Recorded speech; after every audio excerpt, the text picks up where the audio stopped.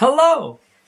So this week's episode is The Big Tall Wish, which has a boxer in it, which is pretty cool. This is also an episode with the principal cast being all African American, and it garnered some very negative attention back in the day when this was released. This was April of 1960, and it was called the N-word episode, and Serling was tremendously angry about that. He detested it. He actually had this whole line about how TV, being the little sister of movies, has long not given representation.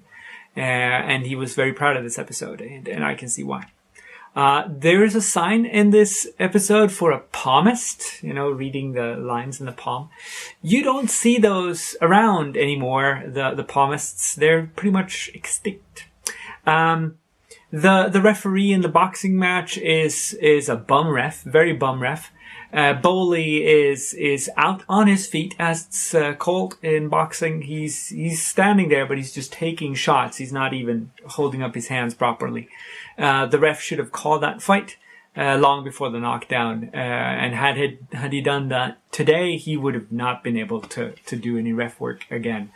Now, of course, boxing in the 60s were different, and this is TV, so I'm guessing he could be allowed. When Bowley gets knocked down and there's a knockout count, he is on a pane of glass so that you can look up past him at the guy counting him out. It's a fairly lovely effect, I thought. You can see some white on the side of his face where he's pressed up against the glass. But it's a very nice effect. I like it. Also, I do admire the pure restraint on the parts of the makers of this episode, in that when they get the freeze for the Big Tall Wish before the switch, they don't do a 3D freeze, which would be the ref stopping and then they moving the camera to show that it's happening in real life. But instead, they just go for a still frame,